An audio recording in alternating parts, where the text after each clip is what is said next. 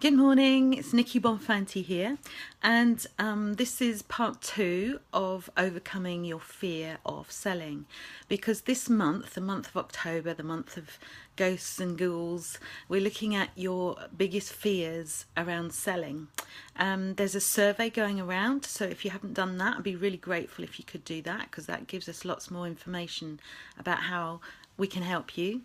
And last week I talked about how to overcome your fear of selling by getting out of your head and stop worrying about the fear of rejection and the fear of what people think of you and all of that kind of stuff, and focus on what your clients need and what they want and how to serve them best and how to give them value.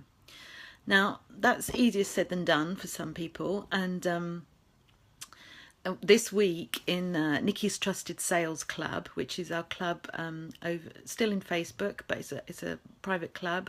You're welcome to join if you think that would be of interest. In the club this week, we've been looking at things that really annoy us about cold calls, the kind of things that people say that really turns us off. And my particular turn off is when people ring up and say, "How are you today?" And it really annoys me because they don't care. I know they don't care. They don't know me. They're just saying that because it's part of a script, and they think that's a way to build a relationship, but it's not, because it's insincere and it's not going to go anywhere. If I was to tell them, "No, I'm feeling really rubbish today," would they be interested? No.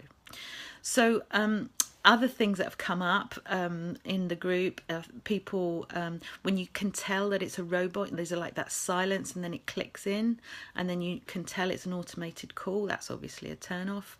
When they start with a script, you can tell they're just reading it. Those calls when they say, "I hear you've had an accident," which is a complete lie, because I haven't, but they pretend that you do and scaremonger people. What else have we had? Oh, this is not a sales call. Starting it with "this is not a sales call." If you have to say that, it obviously is. So it's a lie.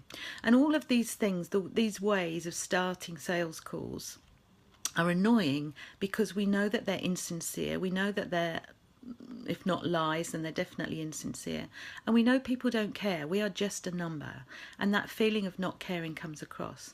One of my favourite quotes in selling in my training courses and coaching that I do is, "People don't care how much you know until they know how much you care." And I really believe that in order to make sales, you need to build those relationships. You need to build that trust and that bond before you can even start talking about products and services and all that kind of stuff. So you need to build that relationship. So how to start calls? That's one of the biggest bugbears. One of the interruption there. One of the things I would definitely say is to never do completely cold calls. Now, some people think that's radical. Some people think, well, obviously. What do you think about that? What's your view on cold calls? My view is you're going to make sales on the phone, for sure. You're going to make sales on the phone, but they don't have to be to strangers. They won't be to strangers. So you make those connections online, you make them in networking, you make them elsewhere, and then you either arrange to make a call or you make that first call and check in with them. Is this a good time for you? Or shall we fix another time to talk?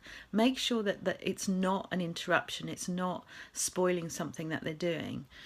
More often than not, you'll go through to voicemail. So having a really good voicemail, a compelling voicemail message to leave with someone is great.